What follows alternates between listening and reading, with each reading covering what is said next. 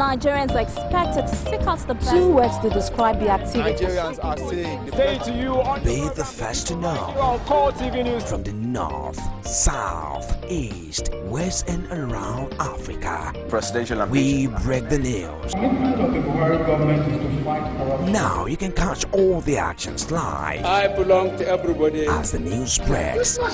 We are Core TV News, There, welcome to Core TV Primetime our News. 24-hour news station. Good evening and welcome to The Reporter. My name is OMOTAYO Alo. It's so nice having you on this program where we get to bring you the news making headlines.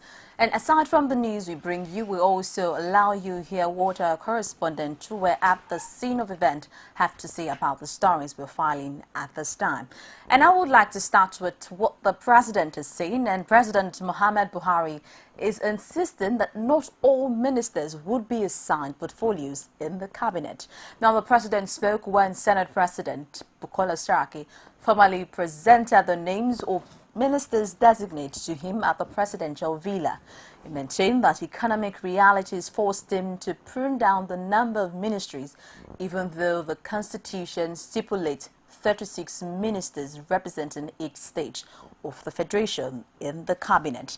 And now with this revelation by President Muhammad Buhari, we had analysts on our flagship program talk about the constitutionality of pruning down the ministers designate, and we saw the lawyers say that, well, it's quite possible for the president to do that with some conditions. And also on the sideline, while the president is pruning down the ministers list, he ascribed the reason to the fact that Nigeria is broke, and so for him to pay them for their services, he needs to reduce them to a sizable number so that they can function well and so that Nigeria can really afford it. And we saw analysts on the program say that, well, the fact that the president is saying Nigeria is broke, that's quite nominal, because for them, they do not think the country is broke or can be broke.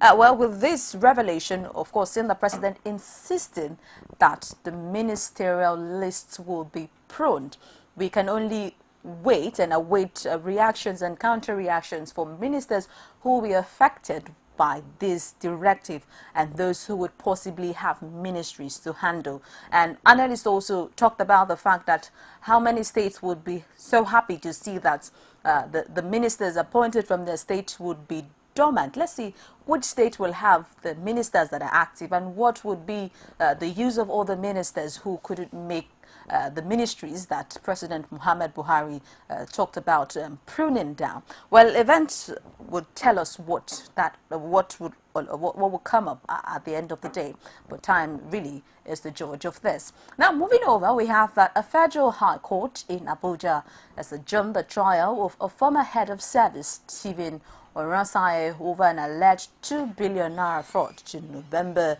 25, 2015. Now, the adjournment follows the amendment of the 24-count charge earlier preferred against Oronsaye by the Economic and Financial Crimes Commission. The amended charge contains 35 counts bordering on stealing and obtaining money by false pretense. EFCC explained that further investigation into the fraud necessitated a need to amend the 24-count charge initially brought against the former head of service on July 13, 2015, over several biometric contracts awarded during his tenure. At the resumed sitting on November 3, 2015, prosecuting counsel Adebisi Adeniyi told the court that 3 additional defendants that are corporate bodies had been included. He gave the names as Cluster Logistics Limited, Kangolo Dynamic Cleaning Limited, and Drew Investment and Construction Company Limited. Now, the counsel told the court that efforts were being made to get the charges across to the company and the other 2 defendants, and requested for a new date in order for the accused persons to be served. Now, Justice Gabriel Kolawole, in acceding to his request, adjourned till November 25, 2015. Now, away from that, we have that the Federal High Court sitting in Abuja has granted the request of former National Security Advisor Sambo Dasuki to travel abroad for medical attention. Now, the trial judge, Justice Adeni Ademola, in a ruling ordered that the court registrar release Dasuki's traveling passport to enable him travel abroad. And now the case has been adjourned to November 26th and 27th of this year. And our correspondent Basil Okafo, I beg your pardon, filed in this report and is live, standing by, willing to tell us more about the recent ruling on Dasuki's case. Hello, Basil. Basil Okafo, can you hear me? Yes, I can hear you. All right. And now with the recent ruling on the court that the Dasuki should be, the trial judge, Justice Adeni, is saying that the court registered to release Dasuki's traveling passport to enable him travel. Now, what other things happened at the court that you'd like to share with us on the program today?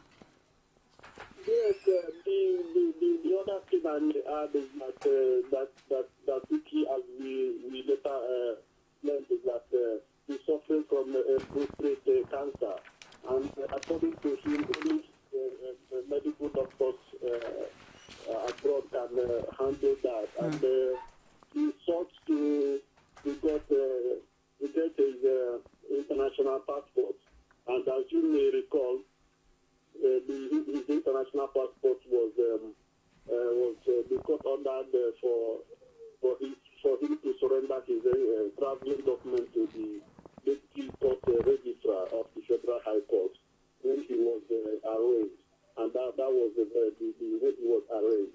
So he sought to get the international passport to enable him travel, and court today granted his request, and that means that he will travel to attend to his health condition for 3 weeks. And the court ordered that upon his arrival in the country, he has to surrender his international passport back to the court. And he also ordered that as a condition attached to the bail granted to him, he was granted based on recognition. All right. So on that, the court ordered that there must be a trustee who will release Dasuki in case if he runs away to escape justice. Okay. Yes, he also ordered the council to take on an undertaking that Dasuki, after traveling back, to come back to the charges declared against him by the federal government. Okay. For that unless the possession of firearms. Okay. Now, of course, did you by any chance get to know what the nature of the sickness is? Because for him to travel out of the country, which is where, according to what you said, that's the only place he could get treatment, did you by any chance know what the nature of the sickness is? Yes, that's what I told you, that from what we learned, and from what the court, the judge, Justice Adeni Ademola said, that he's suffering from prostate cancer. Okay, prostate cancer. Okay, he's suffering from prostate cancer, and he has to be flown abroad to get treatment. Yes. Okay, and so are they saying that his trial will begin as soon as he returns, like almost immediately, or the court has not decided how they hope to continue the case, even by... Yes, the permission to travel will only last for 3 weeks, and that means once he comes back from the medical trip, the trial will resume honestly on October 26 and 27.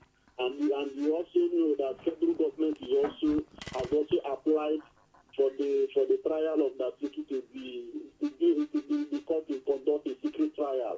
The secret trial, what it means is that those who will testify will appear in the mass, so they will not be seen.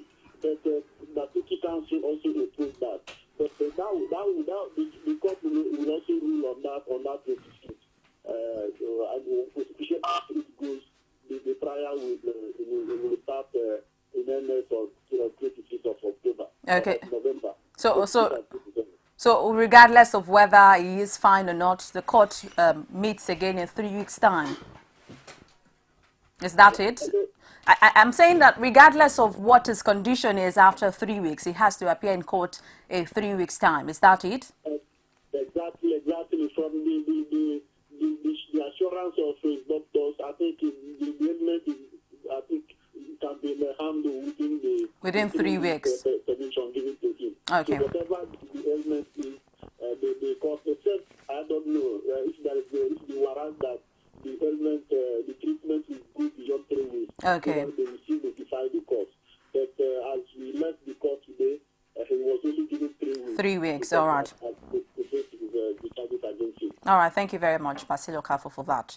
We hope to get updates from you later. Now, away from that, we have another report here saying that the Senate has directed its ADA Committee on Local and Foreign Debts, headed by Kabiru Gaya, to look into President Muhammad Buhari's request for the $200 million Lagos State Development Policy loan. Now, this was on the basis of a presentation by Senate leader Ali Ndume. Now, the World Bank loan, which serves as a budget support, is to enable the state to consolidate on the gains made with the first and second tranches as approved in the federal government external borrowing plan. Now, the committee has been given 2 weeks to submit its report. Now, that report particularly came from our correspondent Basi Aye from the Federal Capital Territory. We want to take a very quick break, and hopefully you'll be hearing Basi tell us more. Basi Aye tell us more about the report she's sent in at this time. Stay with us. Everybody was everywhere was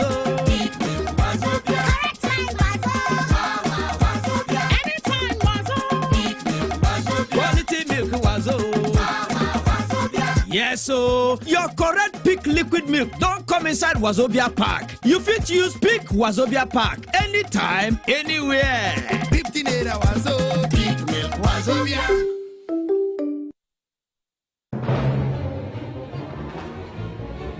Is it what crazy or autocracy? Or what type of crazy is that? Except crazy. News making the headlines. Black Maria is to carry criminals, treasure looters that are in government today. Sometimes it gets confrontational. Slap you in the face. Excuse me, don't put words into my mouth. Whatever it is that will bring our military to disrepute, I say to hell. On Core Digest, I want to know why I should be believing them. Every weekday, we bring all of these together and take them to the court of public opinion. Everybody has a right in Nigeria, where you are the judge.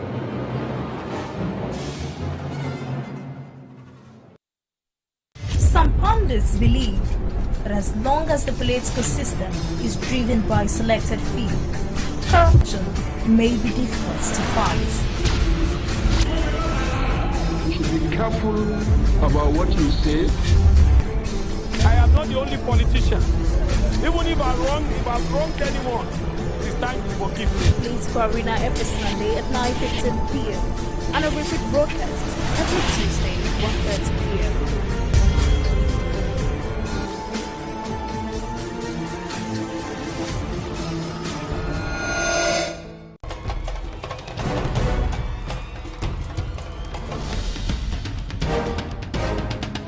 This is what the people are saying. You don't run a big economy with generator. They need to do more in terms of energy and power. Many things to do for this Nigeria about lights, water, and new TT. For Nigerians that are not gullible, we know that good laws have done nothing good for this country. Buhari won the election convincingly. Talk to your husband that you should keep promise about what you said, and because people are watching you, you know, another election is coming. Also, some people will stand for Yoruba land, will be strong man. You don't die. This nation is moving forward. The best is going to take place.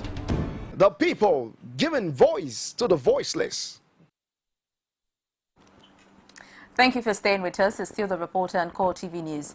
Well, we couldn't get Basia here to speak with us. So of course, you get to see more details in our primetime bulletin at 9:45. Now, as we go on, the Speaker of the ECOWAS Parliament, Senator Ike Ekweremadu, has expressed for the independence of the legislature, I beg your pardon. Now, this, it says, is because the seat of presiding officers of most African parliament is precarious and endangered. Ekweremadu was speaking on Monday evening at the opening of the 15th Commonwealth Speakers and Presiding Officers Conference holding in Accra, Ghana. Senator Ekweremadu, who also doubles as the Deputy President of the Nigerian Senate, observed that although the onus lies on the presiding officers to provide the requisite leadership to engender more vibrant and effective legislatures on the continent, the seats of the presiding officers are often precarious and endangered. He noted that the same presiding officers have powerful external forces and influence to contend with, including executive excesses and interference by overbearing party leadership, as well as internal parliamentary politics that sometimes result in removal of presiding officers. Well, that's coming from the Deputy Senate President, Ike Ekweremadu, calling for the supremacy of the legislature, which many Nigerians have actually called for even before now, saying that when these different bodies of government have some sort of supremacy, they can effectively carry out their job well, and they won't be jittery to doing the right thing at the right time. Now, away from that, we have that as countdown to governorship election in Bayelsa State continues, Governor of Sokoto State, Aminu Tambuwal, as the countenance fears that the All Progressive Congress may lose because it is the home state of former President Goodluck Jonathan. Tambuwal, who spoke on the sidelines of an APC caucus meeting in Abuja, insisted that every factor that could militate against the party's victory has been put in perspective. He also denied reports of a factionized APC in the state, adding that all party members are working together in the state to ensure that the All Progressive Congress carries the day in Bayelsa State. Now, only time will be the judge on what plays out in Bayelsa State. And very surprisingly, many Nigerians were quite surprised about what happened at the 2015 general election, seeing that a sitting president lost the election owing to how people voted for the ruling All Progressive Congress. And now with Aminu Tambuwal saying that, well, regardless of the fact that Bayelsa is the state of former president, they're really not jittery because they feel that the APC can still have the day in Bayelsa State. We'll actually look forward to how events will turn out in that particular state, which happens to be the hometown or the source or the origin of former President Goodluck Jonathan. Now, as we move on, the slow pace of judicial dispensation and delay in investigation procedures by police has been fingered as the major factor responsible for the congestion in most Nigerian prisons. Now, the Chief Judge of Osun State, Justice Bolanle Adepele Ojo, said this at the Leisha Ilefe Medium Prison in Osun State as she ordered the release of 23 prison inmates under the Special Provision Act. Now, Rashid tells us more on this particular story. As part of judicial obligations, the Osun State Chief Judge, Justice Bolanle Adepele Ojo, arrived at the Ilefe Medium Prison in company of other judges and magistrates. The team is here for the full trial of these inmates to be considered based on health challenges, long years of awaiting trial, and mental disability. The officer in charge of the Ilefe Medium Prison, Ajangono Matthew, says it is unfortunate that out of the 210 inmates in the prison, a huge sum of 178 of the inmates are on the awaiting trial list. I want to mention that with due sense of humility, that the slow pace of judicial dispensation coupled with the characteristic marathon and peculiar delayed investigation procedure of the police have continued to constitute major hindrance in prisons administration as they make the much desired prisons clarification unattainable, thus culminating in unnecessary congestion. One after the other, the Chief Judge looks into the case of the inmates, and at the end of it all, 9 inmates from Ile-Ife prison and 14 from Ilesha prison were considered worthy on grounds of health and long overdue trial. The Osun State Chief Registrar, who spoke for the Chief Judge, emphasized on the need for these special sessions periodically to speed up the judicial process and make room for inmates. It was a full trial, so to say. Cases we are taking, mentioned one after the other, according to the specific needs of the inmates. So at the end of the day, you see it all, that about 9 inmates were released from here. Delay in trial is just all over in our system. That's why exercises like these are very needful in the administration of justice system. What I see to them is that it is all over. We need to improve on our criminal justice system in a way that administration of justice will be speedily tried and accused persons will have justice on time. The inmates who just regained freedom spoke amidst emotions. I thank God Mighty for what God had done in my life today. And then I want the state government to help many people among the inmates of this yard, because the way the police are arrested accused people, torturing, do confessional statement, at the end of the day they will brought the accused person to the court without no any evidence. Please, we are not saying the police officer they are not performing their duty. They are performing their duty, but they must supposed to make sure that they do properly investigation about the accused person before they brought the accused person to the court. I give a glory to God myself. What God has done my life today, because I don't expect that I can get my freedom. But well, I forgive the IP of my case. I forgive. This was the first time of my being in prison custody. So, and I've been here for the past a year. So I thank God that that I'm released today. In the experience here, I learned that I have to be patient. I have to be patient in all my attempts, in whatever I respond to. As these inmates prepare to leave for their homes, some hopeful of what lies ahead of them in the larger society, these other inmates only hope and pray that very soon their cases will also be given quick accent to regain their freedom. Rashid, QuarTV News, Ile-Ife. Well, that was Rashid from Osun State and is here on phone to tell us more about the freeing of 23 inmates in Osun State. And now, Rashid, we saw that Chief Justice actually freed this inmate. What was the criteria of those of selection of those that were freed today in Osun State? A very good evening to you, OMOTAYO. You see, in a day like this, it's always an emotion-laden one. Because you find yourself between two divides of some people, some who are gaining freedom, some who are still forlorn in their hope of gaining freedom. But be it as it may, the justice has had its course. The judiciary in Osun State actually pardoned these people based on their years which they've used actually in the prison, based on their age and also the gravity of the offense which is they actually were alleged to have committed. These are one of the basic criteria which were used by the Chief Justice of Osun State in freeing this inmate. Okay. But beyond this, the real thing which makes the heart so saddened is the fact that what was actually said by the prison controller, out of the 200 inmates that were there, 178 are on the awaiting trial list. And I see you say, wow.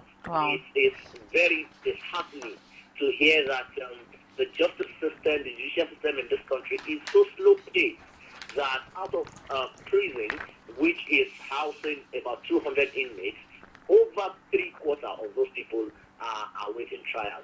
By that implication, they still seem innocent of the offense which they've actually been alleged to have committed. That has been the main basis of this report. Okay. As you can see, the judiciary are also begging for all stakeholders involved to come to their aid, to be out, to wake up to their cause in order to make the judicial system a very fast one where justice will be dispensed queue and all this backlog and logjam of inmates who have not even known their faith, which might even by implication might have spent beyond the years they would have used it had they've even been found guilty of that said offense. Not, yeah. So this has been the main theme of the whole exercise by the Oduso judiciary to send the call to relevant authority to make a judicial system fast in the country. All right. Now, something we find very shocking is what you sent to us from Ekiti State, that a certain landlord in person of Rokwa Desoya accused the PDP of not paying its house rent or in arrears of the building they use as a secretariat. Now, what are the body? What reactions do we have from Ekiti over this particular case? Well, it's quite very it's quite a very laughing matter. Let me put it that way, because it depends on how best we want to view it. Rob Wadifaya has been a PDP chieftain, a one-time chairman of the PDP in Ekiti State, who later decamped to the APC. And it is no more business as usual. Probably it was at that point in time while he was still the chairman of the PDP or still a party member that he felt like not actually pressing for his rent arrears is not a big deal. But now he's on the other side of the divide. He has no choice than to drag them to court. Number one, he was saying they have to pay him a sum of 1.5 million as regards the rent arrears. And that number two, they actually presented to him a dot check sometimes ago while he was pressing for the money. And thirdly was that he is no more interested in having any sort of relationship with the PDP. That's for the fact that he's now in the APC, and the PDP is having some factions now that they may one day wake up and burn the whole secretariat down. And there has been 2 attempts of such in the time past. So beyond this also, the chairman of the PDP now, Idofale, actually accepted the fact that he gave them the eviction notice, but that he never did things in a gentleman manner, that he has spoken to him that he should give them some time, but he just wake up to a notice from the court. Also, the defense counsel of the PDP actually said the notice was not even properly served, and as such, they are not in recipient of the said eviction notice. All these are the issues which is being trashed out in the court. But what is so glaring to everyone is that at this point in time, the PDP in Ekiti State is being dragged to court because of a rent arrears by one of its former chieftains. And so if I'm to get you clearly, it's really not giving them a quick notice because they can't pay for the house rent. It's just because he doesn't want them anymore on his property. Is that it? Well, it's all culminating together. One was the fact that they actually owed him a year rent, 1.5 million, to the tune of 1.5 million. And second was that even for now, if it is expedient business-wise for him to change the occupants of that building, and even looking at it from the political perspective, it doesn't really speak well that he will be housing a party which is in opposition to the ideology and ideals of his own party. So at that point, these are the points which is being raised by Rokwa Desoya in telling the PDP to actually leave his property and go find their secretariat elsewhere. And now that the case is in court, of course, since it served them a quick notice, what did the current PDP chairman in the state have to say? How do they hope to pursue this case? It's a good question. Anyways, let me put it out, OMOTAYO. While we took the PDP chairman in court, he told us that the man actually served them the eviction notice, and that they are actually looking for ways to pay him his money. He did not deny that they were owing him. Neither did he deny that he had served them eviction notice. But when the PDP council would talk, he said, no.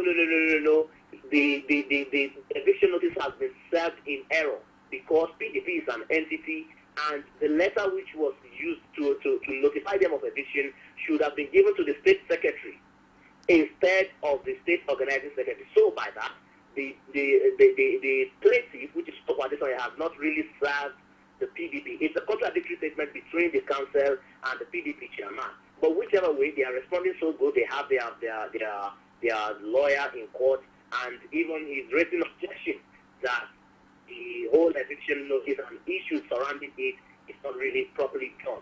So not until when we get back to court on the 11th of this month, on the 9th of this month, then we're going to have a clearer picture of where the issue or matter is going. All right, now very quickly now, is the PDP saying they can afford to pay him even if he requests for the money? They can afford that money which they owe? According to the state PDP chairman, he said that when he asked for the money, they actually called on him and tried to, settle things in a gentleman manner, that he wants to study the whole documents being raised as regards to the money, and that he is going to communicate to the appropriate authority. That was in the words of the Ufaleye, meaning that he may not practically have the power to single-handedly hand over the 1.5 million naira to Rocco Adesoya, but that he's going to communicate to high authority, probably the governor or maybe the party chieftains or whichever, which he means. But what is so clear is that he said they are actually in the process of studying the document raised by Rocco Adesoya, and the next they saw was the notice from the court. Okay, thank you very much, Rashid. You're welcome. All right. Well, that's clearly a new development in Ekiti State, of course, as the owner of the house is seeking for a quick notice, evicting the People's Democratic Party in the state to leave his property, of course, since he is no longer a member of the party and he is a member of the major opposition in the state. And now let's see how events will unfold on this particular issue since it's already in court. Now, away from that, basic infrastructural facilities are part of the necessity of life and for a country to function better. The necessary services and facilities such as roads, bridges, electricity, hospitals, schools and others are to be in good condition to sustain the economy. In Nigeria, despite the economic growth over the years, there is a challenge of infrastructural development. Correspondent Netu Elabare has details. Lack of basic infrastructural facilities are some of the challenges affecting the growth and development of any nation. This has continued to generate reactions from political pundits. An environmental and property lawyer says the rate of building collapsing in Lagos is due to the inferior materials used by contractors and the government not having enough time to monitor building engineers. It's a sign of the times. You see, the contractors, they don't comply with the regulations, with the measurements, with the bill of quantities as approved. And those that are supposed to supervise all these buildings, especially the multi-story buildings, they are not there. When they come, Nigeria is a very corrupt nation at all levels. And I wish the president I wish the president well in this battle of corruption, because it has really eaten deep into the fabric of the society. For his part, this economist believes government should provide adequate security in urban areas to aid local production of food, goods, and also accessible roads for farmers to transport their crops to the city. Infrastructure development also includes rural electrification, especially give them enough power to be able to do small businesses in the rural areas. It also includes rural roads to open up. Do you know, many of our farmers, when they produce, because the road is bad, they cannot get their goods to towns, the goods will spoil there. They work very hard to have good harvest. All those things, many of these things that you produce from the farm, they will spoil very quickly if you cannot get them to another place where they will go and turn them into some other thing. These analysts share possible solutions. It is the government that should supervise. It's nobody, no other person's government, no other person's business, but the issue of the supervising authorities. And the supervising authority is that authority that issued building approvals to erect those buildings. We must price our infrastructure projects, because right now they are a huge fraud. We should use infrastructure development to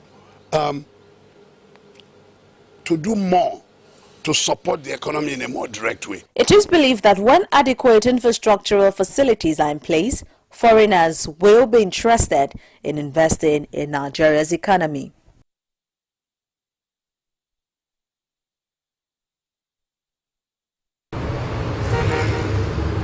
Everybody was everywhere was anytime was quality milk was yes, so your correct Peak liquid milk don't come inside Wazobia pack. You fit use Peak Wazobia pack anytime, anywhere. 15 naira Wazo, Peak milk Wazobia.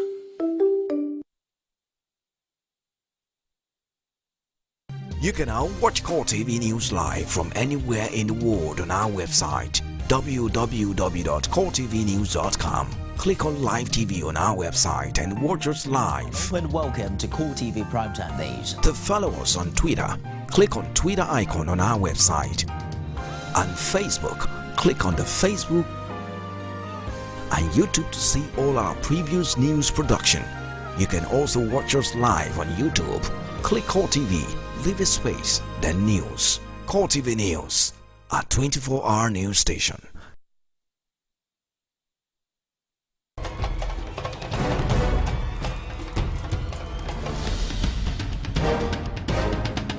This is what the people are saying. You don't run a big economy with generator.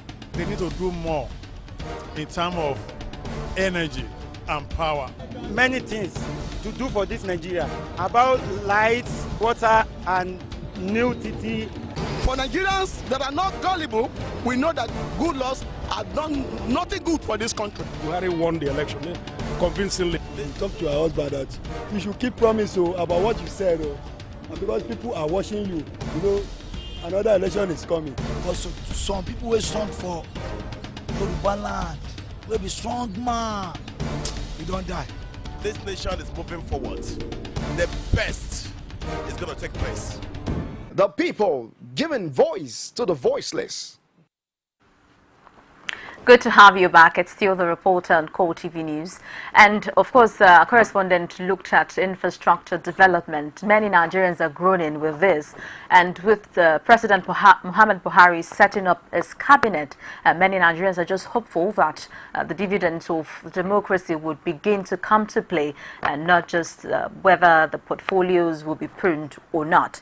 And also, another recent development in this country is the fact that the BVN registration deadline has left many citizens grumbling on the hardship they have to face visiting the ATM and the disappointment of not being able to withdraw. Even some have said that they were at very crucial time and it couldn't withdraw because the bank has barred the account owing to the fact that the BVN has not been taken to the second account, certain bank for clarification. Now we saw customers in Oyo State complain. We even saw them on queues confused on what manner of plan or regulation is this that will leave them more frustrated than ever. Also in Lagos, we saw Lagos customers talk about how well they're not happy with the development and why it should be that they have to take the numbers crudely to each banks that they have accounts to that. Why not have a central database where each bank can have access to the very BVN, since the central bank says it has to be one? And so looking at all of the stories that we brought to you this evening, I have the chief correspondent of Core TV News, Christian Ogodo, on set, who would be doing an analysis of some of the story with me. Good evening, Christian Ogodo. Good evening, and thanks for having me here. Yes, now let's start with the BVN issue. Do you think it should really get this far? The central bank over 6 months ago, had issued the guidelines for the registration, and don't forget that 3 months earlier, it had elapsed, and pressure was brought to bear on it, for an extension till October 31st. But my take on this, seriously, is that the government or the regulating body, the CBN, should have collaborated with the National Identification Management Commission, because we're talking of data sharing here. Data sharing, even with the telecoms provider, particularly the NCC here, it leaves you wondering what state of ICT we are in this country in the issue of data management. Why would a customer, for example, who runs 3, 4, or 5 accounts be moving from one bank to the other? Why can't the CBN simply, along with the banks, with one BVN done, automatically upgrades the other, accounts? It is really a equivalent for the people. Nigerians are very busy people. When, for example, in the Lagos area where we operate, you really can't undertake 2, 3 businesses in a day because of the gridlock, on the road every now and again. In fact, between Ogun State and Lagos State, it's a national nightmare. So I think very strongly that the about 5 million Nigerians who they meet the bank verification number registration should be allowed to do that. I mean, if you can extend it up until 31st December. Okay. Well, we also see that many Nigerians are calling for an extension, and one is hopeful that the central bank will see a reason to extend it. But really, don't you think something should be done about taking it crudely from one bank to the other? What do you think the central? Well, absolutely. If you even it's common knowledge that even some customers, big customers, are beating all this issue of BVN and the rest because of the loads, massive money that they have in their accounts that cannot be accounted for and the rest. And they're using the back door to still make withdrawals because the banks don't really want to lose such customers. But what really happens to let me say the average Nigerians, totaling almost 5 million. What happens to their money? Even if it's 100 naira that is there. So there's supposed to be some kind of synchronization between the banking or financial system along with the NIMC, that is the National Identification Management Commission, in the registration of, Nigerians generally in what they do. Okay, let's quickly take a look at what is happening in Ekiti State. Just recently, our correspondent Rashid told us that someone who used to be a stalwart of the People's Democratic Party, now in APC, has given the PDP a quick notice owing to the fact that they owe him 1 year arrears to evacuate the particular building. Now, what does this tell on the political arena in Ekiti State with this recent development? Well, I think it's a straightforward there. The man is a businessman, and secondly, a party man.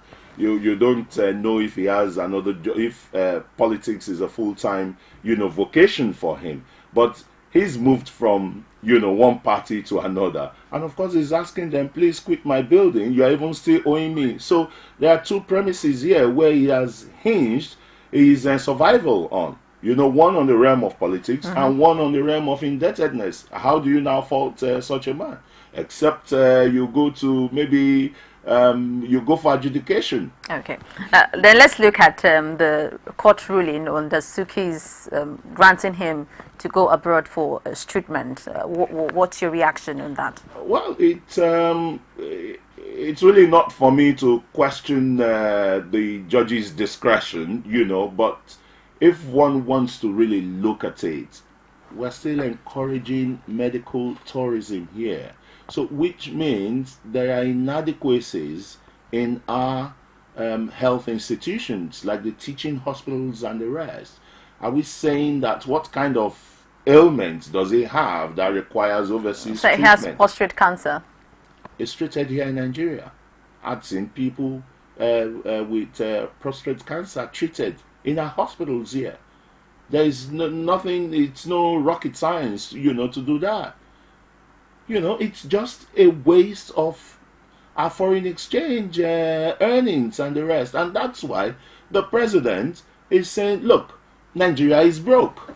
Nigeria is broke because of the squandermania that was undertaken by the previous administration. Squandermania, like in the health tourism. Somebody has a slight headache because he's a minister, is running to the best hospitals in the world for treatment. So if it were a common person, what happens to him? Okay, well, we'll see how events unfold on the Suki's case. But since the court actually gave a ruling that that 3 weeks is the max of the time he could. So regardless of whether he's fit within 3 weeks or not, he has to appear before the court. The court cannot determine when he's fit or not fit. It's only the medical doctors, even if he extends. So do you see a possibility of an extension of that 3 weeks? Well, I think it's only the medical doctors, to Dasuki, who can determine that. Well, even the doctor said that the 3 weeks is enough for his treatment. Is it the but doctor, do you see the doctor that is saying yeah, this? Is the one that is going to treat Dasuki? Okay, that's another So issue. there's a lacuna there. You can't put a time frame to when a man is going to get, a man that says is ill, and in your wisdom, you've granted him, the right to go and treat to go and treat himself. So why do you put a time frame to it So again? you see a possibility that the 3 weeks might extend.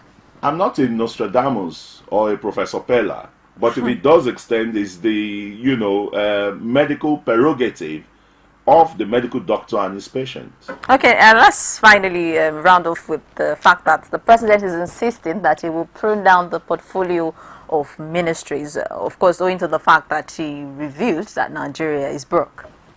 Well, it's not just pruning down or not assigning portfolios to some of the, screened ministers. It's that MDAs, ministries, departments, and agencies need to be pruned. We're talking of over 540 ministries, departments, and agencies. What are they doing? What kind of work is it that they do?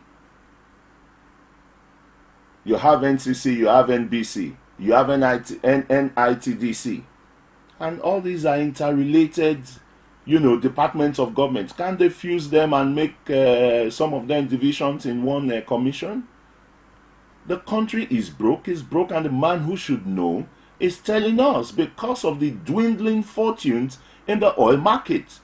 Some months ago, before this administration, when the price of oil started crashing from over $100 to $100 to 90, 70, what we were being told by the last administration, particularly the Minister of Finance and the coordinator of the economy, was that Nigeria is not going to be affected in the austere periods that other nations, particularly oil producers, were experiencing.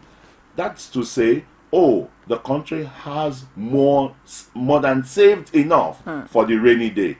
But the revelation today is that that administration squandered more, even more than Nigeria earned and the rest. And that's why the CBN is coming up with several strong measures that certain commodities that can be produced locally in Nigeria, they don't need foreign exchange. Why do you need an importer needs to go get foreign exchange to bring in toothpicks when there are enough bamboos in this country to make toothpicks?